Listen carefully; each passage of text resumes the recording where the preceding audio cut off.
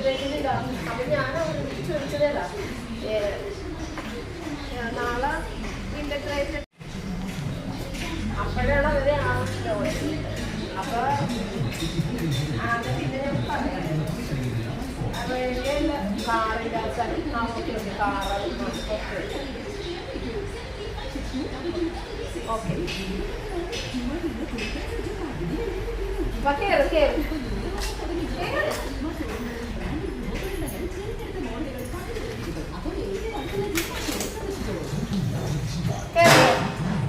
ഇന്ന് പപ്പ എന്നെ റൂബിനെയും കൊണ്ട് ഒന്ന് ബീച്ചിലേക്ക് ഇറങ്ങുന്നതാണ് കേട്ടോ.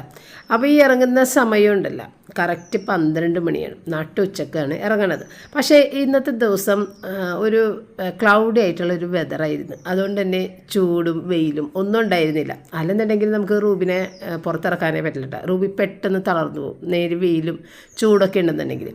അപ്പോൾ അങ്ങനെ ഒരു 12 മണി കറക്റ്റ് 12 മണിക്ക് ഇറങ്ങിയേക്കണത്.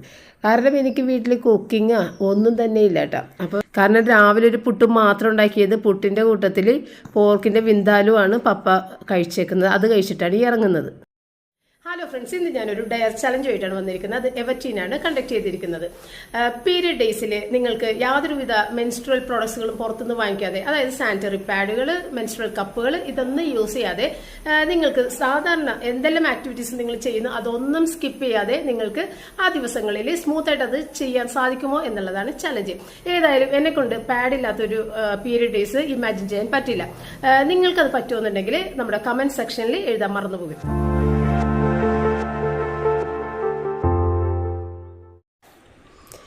അപ്പോൾ നമ്മുടെ റൂബിനെയും കൊണ്ട് ബാക്കിൽ തന്നെ ഇരിക്കണം കേട്ടോ. ബാക്കിൽ വേറെ ആളുകൾക്ക് ഇരിക്കാനും പാടില്ല. കാരണം അങ്ങനെ ഇരുന്ന് കഴിഞ്ഞാലും അവൾക്ക് ഒട്ടും ഇഷ്ടമല്ല. അവൾക്ക് ആ സീറ്റ് ബാക്കിലുള്ളത് ഫുള്ള് കിട്ടണം. ഞാൻ മാത്രമേ പാടുള്ളൂ ബാക്കിൽ. അഥവാ ഫ്രണ്ടിൽ ഞാൻ ഇരിക്കണേണ് ഇവളെയും കൊണ്ടെന്നുണ്ടെങ്കിൽ ഡ്രൈവ് ചെയ്യുന്നത് ആരാന്ന് വെച്ച് കഴിഞ്ഞാൽ അവരുടെ മടിയിലേക്ക് ഇവൾ ഇടയ്ക്ക് ചാടും. അപ്പോൾ അതൊരു അപകടം ഉണ്ടാകാനുള്ളൊരു സാധ്യത കൂടിയാണ്. അതുമല്ല എൻ്റെ മടിയിലിരുന്ന് ആകെ കിടന്നിട്ട് ബഹളം കൂട്ടിക്കൊണ്ടിരിക്കും. എഴുന്നേറ്റ് ആ ഒരു ഗ്ലാസ് താഴ്ത്തി കൊടുത്തിട്ട് അതിലൂടെ കുറേ നേരം കാഴ്ച കണ്ട് പിന്നെ താഴേക്ക് ഇരുന്ന് പിന്നെയും ഇത് തന്നെ പരിപാടിയാണ്. അപ്പോൾ എന്ന് വെച്ചാൽ അവളുടെ നഖമൊക്കെ നമ്മളുടെ ശരീരത്തിലേക്ക് കൊള്ളും. അപ്പോൾ ബാക്കിലാണെന്നുണ്ടെങ്കിൽ അവളവിടെ ഒതുങ്ങി മാറി അവിടെ ഇരുന്നോളും. സുഖമായിട്ട് നമ്മൾക്കും ഇരിക്കുക അവൾക്കും ഇരിക്കുക. അങ്ങനെ ബാക്കിൽ ഇരുന്നിട്ടാണ് പോകുന്നത് കേട്ടോ. അപ്പോൾ ഞാൻ കാറിൽ നിന്ന് പുറത്തേക്ക് ഇറങ്ങിയാൽ അവൾ എൻ്റെ ഒപ്പം ചാടും. അതുകൊണ്ട് പപ്പ തന്നെ വണ്ടി ഇറക്കി പിന്നെ ഇറങ്ങിയിട്ട് ഗേറ്റെല്ലാം ലോക്ക് ചെയ്ത് വീണ്ടും കയറി. ഞങ്ങൾ ആദ്യം വന്നത് ബിഷപ്പ് ഹൗസിലാണ് കേട്ടോ. ഇത് ഫോർട്ട് കൊച്ചിയിലുള്ള ബിഷപ്പ് ഹൗസ്. നേരത്തെയും നമ്മളിവിടെ റൂബിയും ഞാനും റോജറും കൂടി വന്ന ഒരു വീഡിയോയൊക്കെ ഞാൻ കാണിച്ചിട്ടുണ്ടായിരുന്നു. അത് രാത്രി ആയതുകൊണ്ട് നിങ്ങൾക്ക് ചിലപ്പോൾ മനസ്സിലായിട്ടുണ്ടാവില്ല. ബിഷപ്പ് ഹൗസിൻ്റെ ഫ്രണ്ടിലായിരുന്നു അന്ന് നമ്മൾ നിന്നിട്ട് വീഡിയോ ഒക്കെ എടുത്തിട്ടുണ്ടായിരുന്നു.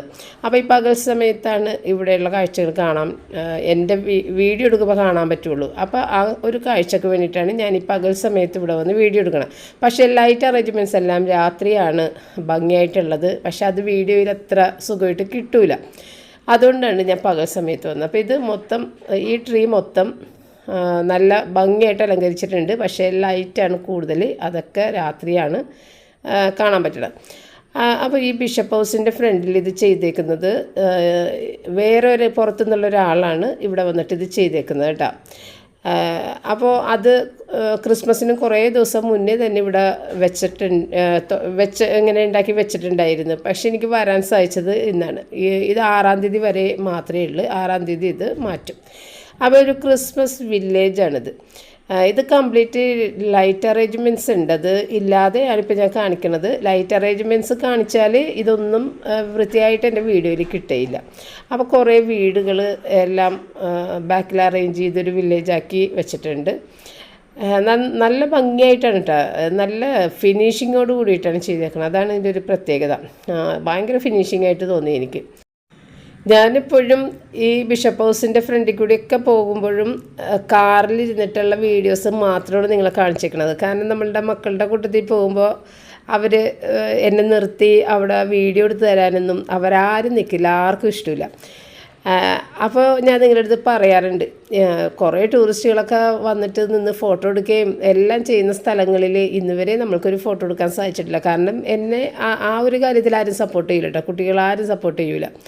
അപ്പോൾ അതങ്ങനെ കണ്ട് കാറിലിരുന്നിട്ടുള്ള ഒരു ഓടിച്ച് അങ്ങോട്ട് പോകുന്ന സീനുകൾ മാത്രമാണ് നിങ്ങൾ കണ്ടിട്ടുള്ളത്. അപ്പോൾ ഇന്നത്തെ ദിവസം ഏതായാലും എന്നെ പപ്പ കൊണ്ടുപോയിട്ട് എല്ലാ സ്ഥലത്തും നടത്തി അവിടെ, അതായത് കാറിൽ പോകുന്ന സ്ഥലങ്ങളിലൂടെ നമ്മൾ നടന്നു പോകുമ്പോഴുള്ള ഒരു ഫീല് വേറേതാണ്. അപ്പോൾ അങ്ങനെ പോകാം എന്നൊക്കെ പറഞ്ഞിട്ടാണ് ഇറങ്ങിയത് കേട്ടോ. അപ്പോൾ ഞാൻ എപ്പോഴും പറയാറുണ്ട്, എന്തെങ്കിലും ഒരു ചെറിയൊരു വീഡിയോ ഒക്കെ എടുത്തിട്ടുണ്ടെന്നുണ്ടെങ്കിൽ പപ്പ ക്ഷമയോടുകൂടി അത് എടുത്തു തരും, കുട്ടികളാരും എടുക്കില്ല. അതൊക്കെ ഞാൻ എപ്പോഴും പറയാവുന്നതാണ്. അപ്പോൾ ഇത് ബിഷപ്പ് ഹൗസാണ്, അതിൻ്റെ മൊത്തത്തിലുള്ളൊരു കാഴ്ചപ്പാടാണ് ഞാൻ കാണിച്ചത്. അകത്തേക്ക് നമ്മൾക്ക് പ്രവേശനമില്ല, കാരണം ഇത് വെച്ചിരിക്കുന്നത് ഈ ഫ്രണ്ടിൽ തന്നെയാണ്. അത് കണ്ടിട്ട് നമ്മൾ നേരെ പുറത്തേക്ക് ഇറങ്ങിക്കണം, അകത്തേക്ക് കയറാൻ പാടില്ല. അതുകൊണ്ട് അത് കണ്ടു കഴിഞ്ഞിട്ട് നമ്മൾ പുറത്തേക്ക് ഇറങ്ങി.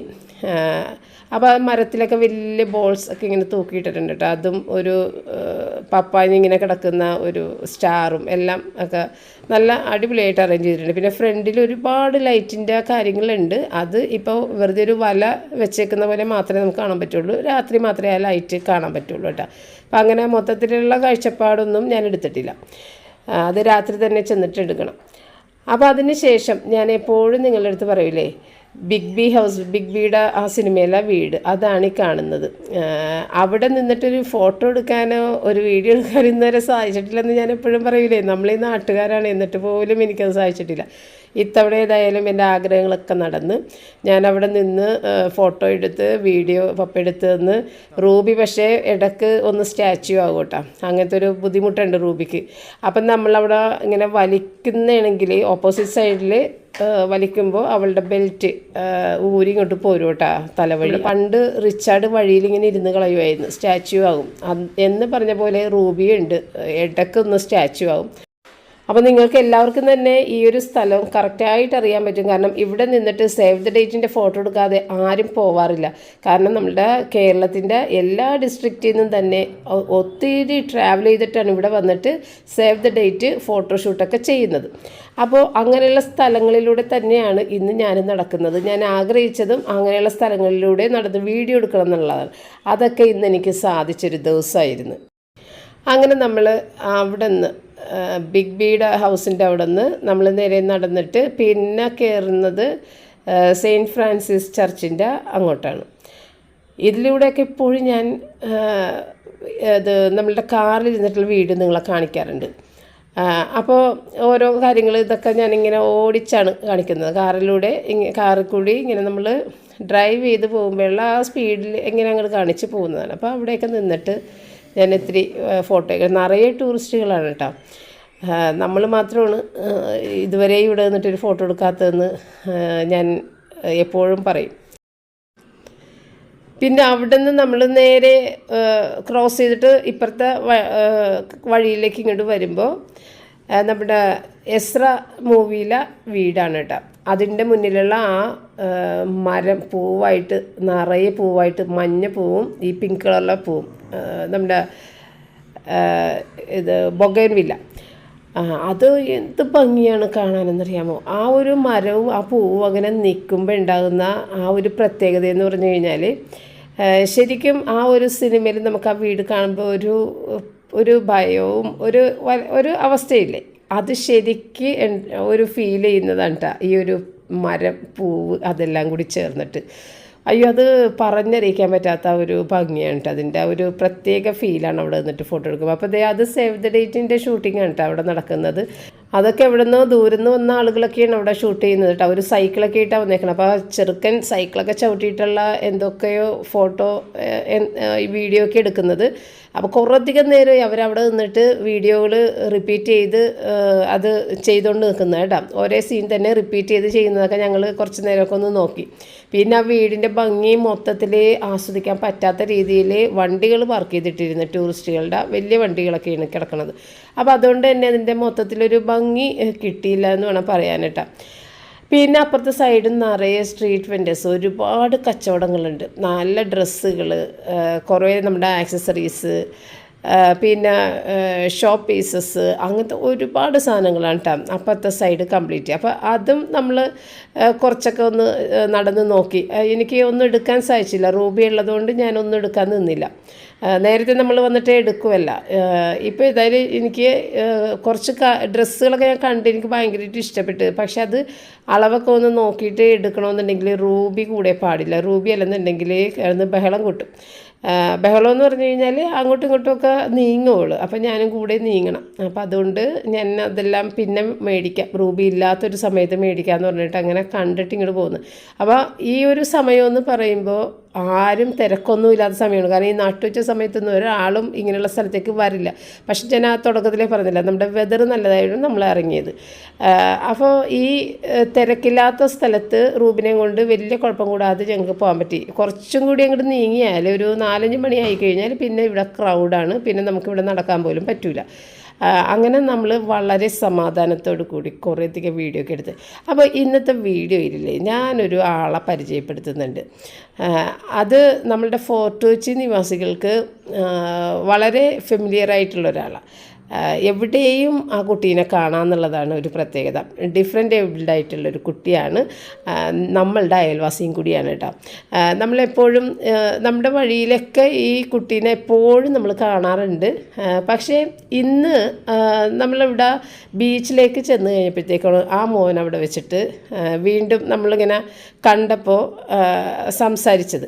അപ്പം അങ്ങനെ സംസാരിച്ചപ്പോഴാണ് ആ മോൻ ഒരു കാര്യം എൻ്റെ അടുത്ത് പറഞ്ഞത്.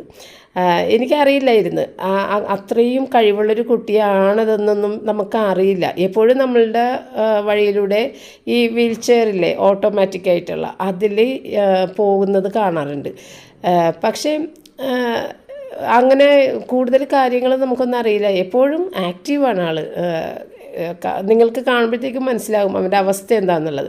ആ ഒരു അവസ്ഥയിലൂടെയാണ് അവൻ കടന്നു പോകുന്നതെങ്കിലും വളരെ ആക്റ്റീവാണ്. എല്ലാ സ്ഥലത്തും അവനെ കാണാം, എല്ലാ സ്ഥലത്തും വളരെ ആക്റ്റീവായിട്ടും ഏറ്റവും ഇതാന്ന് പറഞ്ഞാൽ ഭയങ്കര പ്ലസൻ്റാണ് ആൾ. ഭയങ്കര ബ്രൈറ്റായിട്ടുള്ള ഒരു എക്സ്പ്രഷൻസ്, നമ്മൾക്ക് തന്നെ ഒരു പോസിറ്റീവ് എനർജി തരുന്ന ഒരു എക്സ്പ്രഷനും ഒരു അതായത് ഫേസിൻ്റെ അതെല്ലാം എപ്പോഴും അങ്ങനെ തന്നെയാണ് കേട്ടോ. എപ്പോഴും ഒരിക്കലും സാഡായിട്ട് ആ കുട്ടീനെ നമുക്ക് കാണാനേ സാധിക്കില്ല. അങ്ങനെ ഞങ്ങൾ വീണ്ടും കാറിൽ കയറിയിട്ട് കുറച്ചും കൂടി ഡ്രൈവ് ചെയ്ത് മുന്നോട്ട് വന്നിട്ട് ബീച്ചിൻ്റെ അരികിൽ വണ്ടി നിർത്തിയിട്ട് ഇനി നമ്മൾ ബീച്ചിലേക്കാണ്. അപ്പോൾ ഇതൊന്നും ഈ കടകളൊന്നും ഓപ്പൺ ചെയ്തിട്ടില്ല, കാരണം അതൊക്കെ ഒരു 5 മണിയാകാതെ ഒന്നും തുറക്കില്ല. കാരണം ആളുകൾ വരുന്നത് ആ സമയത്താണ്. അതുകൊണ്ട് തന്നെ ഇവിടെ സൈലൻ്റ് ആയിട്ട് കിടക്കണേ കേട്ടോ. അപ്പോൾ ഈ ഒരു വഴിയിലാണ് റൈറ്റ് സൈഡിൽ ദേശിക്കുപ്പയൊക്കെ ഉള്ളത് കേട്ടോ. അപ്പോൾ ഈ ദേശിക്കുപ്പയിൽ വന്നിട്ട് നമ്മൾ ഐസ്ക്രീമും മോമോസൊക്കെ കഴിക്കുന്നതൊക്കെ നേരത്തെ വീഡിയോയിൽ ഞാൻ കാണിച്ചിട്ടുണ്ട്. ഇപ്പോൾ അതൊക്കെ ക്ലോസാണ്. അതൊക്കെ എല്ലാ വൈകുന്നേരം ഓപ്പൺ ആവുള്ളൂ. പപ്പയാണെന്നുണ്ടെങ്കിൽ നമ്മൾക്കൊരു തരം ഫുഡൊന്നും മേടിച്ച് തരാനുള്ള ആ ഒരു താല്പര്യമില്ലാത്ത ഒരാളായതുകൊണ്ട് തന്നെ ഇതൊക്കെ അടഞ്ഞു കിടന്നാലും കുഴപ്പമില്ല. അപ്പോൾ ഇവിടെ വന്നു കഴിഞ്ഞപ്പോഴത്തേക്കും ഞാൻ വിചാരിച്ച് ഇത്തിരി കപ്പലണ്ടി ഐസ്ക്രീം എന്തെങ്കിലും ഒന്ന് വാങ്ങിച്ച് കഴിക്കാം ചുമ്മാ എന്നൊക്കെ വിചാരിച്ച്. പക്ഷെ പപ്പ പറഞ്ഞതേ എന്തിന് വീട്ടിൽ പോയിട്ട് കഴിക്കാം എന്നൊക്കെ എൻ്റെ അടുത്ത് പറയാനുണ്ട്. പിന്നെ ഞാൻ പറഞ്ഞ് പപ്പ വീഡിയോയിലൊക്കെ അങ്ങനെയൊക്കെ ഒരു നമ്മൾ കഴിച്ച എന്തെങ്കിലും ഒന്ന് കാണിക്കണ്ടേ എന്നൊക്കെ പറഞ്ഞപ്പോഴാണ് കേട്ടോ എനിക്കൊരു ഐസ്ക്രീം മേടിച്ച് കൊണ്ടുവന്ന് തന്നത്. അല്ലെന്നുണ്ടെങ്കിൽ പപ്പ അത് ആ പരിപാടിക്ക് നിൽക്കില്ല. കുട്ടികളങ്ങനെയല്ല, എന്താ വേണ്ടതെന്ന് വെച്ച് കഴിഞ്ഞാൽ എവിടെ കയറി കഴിക്കുക അല്ലെങ്കിൽ പുറത്ത് ഇരുന്ന് കഴിക്കുക എന്ത് വേണമെങ്കിലും ഓക്കെ. ഇത് പപ്പയ്ക്ക് വലിയ താല്പര്യമൊന്നുമില്ല. പപ്പയുടെ മുഖം കാണുമ്പോൾ തന്നെ നമുക്ക് അയ്യോ വേണ്ട മേടിക്കണ്ട എന്ന് തോന്നിപ്പോകും. അങ്ങനെയുള്ള ഒരു ഇഷ്ടക്കുറവായിട്ട് നിൽക്കുന്ന ഒരു മുഖഭാവമായിരിക്കുള്ളൂ ആൾക്ക് എപ്പോഴും ഉണ്ടാവുന്നത്. അപ്പോൾ ഏതായാലും അത് കുഴപ്പമില്ല. കുട്ടികൾ എനിക്ക് ചെയ്തു തരാത്ത കുറച്ച് കാര്യങ്ങൾ ഇപ്പോൾ ഇതിൽ പുള്ളി ചെയ്തു തന്നല്ല, വീഡിയോ ഒക്കെ എടുത്തു തന്ന് എനിക്കിഷ്ടമുള്ള സ്ഥലത്തുകൂടി ക്ഷമയോടുകൂടെ എന്നെ കൊണ്ട് നടന്ന് വീഡിയോ ഒക്കെ എടുത്തു തന്ന്. അപ്പോൾ പിന്നെ ഫുഡ് ഇല്ല എന്ന് പറയേണ്ട കാര്യമില്ല. കുട്ടികളാണെങ്കിൽ ഇതൊന്നും ചെയ്തു തരില്ലല്ലോ. അപ്പോൾ ഒന്നുണ്ടെങ്കിൽ ഒന്നില്ല അങ്ങനത്തെ. അപ്പം ഞാൻ എൻ്റെ ഒരു ആഗ്രഹമായിരുന്നു ഈ കടപ്പുറത്തിൻ്റെ പുലിമുട്ടെന്നെന്തോ അല്ലേ ഇര പറഞ്ഞത്, ഇങ്ങനെ കടലിലേക്ക് നീട്ടിയിട്ടുള്ള ഒരു പാത. അത് പുലിമുട്ടെന്നാണ് തോന്നുന്നു പറയണം. അപ്പോൾ ആ സംഭവത്തിൽ കയറിയിട്ട് അറ്റം വരെ അധികം ദൂരമൊന്നുമില്ല, വളരെ കുറച്ച് ദൂരമുള്ളൂ. കുറച്ച് ദൂരം കൂടിയൊക്കെ ഉണ്ടായിരുന്നു എന്ന് തോന്നുന്നു. ഇത് കടൽ കയറിയൊക്കെ പൊട്ടിപ്പൊളിഞ്ഞ് പോയിട്ട് ബാക്കിയുള്ളതാണ് ഈ നിൽക്കുന്നത് കേട്ടോ. അപ്പോൾ അവിടെ ഒന്ന് കയറണം, അവിടെ അറ്റം വരെ ഒന്ന് പോകണമെന്നുണ്ട്. അപ്പോൾ എന്താണ്, അവിടെ അറ്റത്തിരുന്നിട്ട് ഒരുപാട് ഫോട്ടോ സെൽഫിയും ഒക്കെ എടുത്തുകൊണ്ടിരിക്കുന്നതാണ് ആളുകൾ. അതുകൊണ്ട് ഞാൻ അവിടെ വരെ പോയിട്ട് റൂബി അങ്ങോട്ട് അടുത്തേക്ക് ചെല്ലുമ്പോൾ അവർക്ക് ചിലപ്പോൾ പേടിയായാലാന്ന് വിചാരിച്ചിട്ട് ഞാനൊരു ഡിസ്റ്റൻസ് കീപ്പ് ചെയ്ത് നിന്നിട്ട് വേഗം തിരിച്ചിങ്ങോട്ട് പോന്നിട്ടാണ്. അപ്പം ഞാൻ പപ്പടം എടുത്ത് ഇവിടെ നിന്നിട്ട് ലോങ് ഡിസ്റ്റൻസിലൊരു വീഡിയോ ഒക്കെ എടുത്താൽ മതി എന്നൊക്കെ പറഞ്ഞിട്ട് അങ്ങനെ നിർത്തി അതൊക്കെ എടുത്തു തന്നു. എനിക്ക് ഭയങ്കര സന്തോഷമായിട്ടാണ്. അപ്പോൾ അത് ഇവിടെ ഒരു കുടയുടെ അടിയിൽ ഒരാളിരിക്കുന്നുണ്ട്. അയാൾ അവിടെ ഗിറ്റാറൊക്കെ വെച്ചിട്ടുണ്ട്. ആ ഗിറ്റാറിലൊക്കെ പിടിച്ചിട്ട് നിന്ന് ഫോട്ടോ എടുക്കുന്ന കപ്പിൾസിൻ്റെ ആ ഫോട്ടോ ഒക്കെ ആളുകൾ അവിടെ എടുക്കുന്നുണ്ട് കേട്ടോ. അതൊന്നും നമ്മൾ എടുത്തില്ല. അപ്പം ഞാൻ നമ്മുടെ വീഡിയോൻ്റെ തുടക്കം മുതലേ ഒരാളെക്കുറിച്ച് ഇങ്ങനെ പറഞ്ഞുകൊണ്ടിരുന്നില്ലേ, ആ മോനാണ് ഈ വീൽ ചെയറിൽ ഇങ്ങോട്ട് വന്നത്. ആ മോൻ്റെ കാര്യമാണ് ഇത്രയും നേരം ഞാൻ പറഞ്ഞത്. അപ്പം നമ്മുടെ വീടിൻ്റെ ഫ്രണ്ടിൽ കൂടിയൊക്കെ എപ്പോഴും ഈ മോൻ ഇങ്ങനെ പോകുമ്പോൾ റൂബി എപ്പോഴും കുരക്കും. അപ്പം റൂബിനെ കളിപ്പിച്ചിട്ടൊക്കെ പോകല് പതിവാട്ടാ. എൻ്റെ ഞാൻ ചെയ്ത ഷോർട്ട് ഫിലിമിൻ്റെ പേരാണ് മൈക്കിറ്റി. വാട്ടക്കപ്പ എൻ്റർടൈൻമെൻറ്റ് എന്ന് പറഞ്ഞ ചാനലിൽ അത് കാണാൻ പറ്റുമെന്ന് കണ്ടിട്ട് സപ്പോർട്ട് ചെയ്യുക. അപ്പം ഞങ്ങൾ എപ്പോഴും കാണുകയൊക്കെ ചെയ്യും, സംസാരിക്കുകയും ചെയ്യും. എങ്കിലും ഇങ്ങനെ ഒരു സംഭവം ഞങ്ങൾക്ക് അറിയില്ലായിരുന്നു. ഇപ്പോൾ ഇവിടെ വന്നു കഴിഞ്ഞ് ഇങ്ങനെ കണ്ടു കഴിഞ്ഞപ്പോഴത്തേക്കുമാണ് പറഞ്ഞത്, ആൻറ്റി ഞാനൊരു ഷോർട്ട് ഫിലിം ചെയ്തിട്ടുണ്ട്, ക്രിസ്മസിൻ്റെ തലേ ദിവസം അത് വാട്ടക്കപ്പ എന്ന ഒരു ഇത് യൂട്യൂബ് ചാനലിൽ അപ്ലോഡ് ആക്കിയിട്ടുണ്ട്. ഈ മോനും ഒരു യൂട്യൂബ് ചാനൽ ഉണ്ടെന്ന് പറഞ്ഞിപ്പോഴാണ് ഞാൻ അറിയണത്.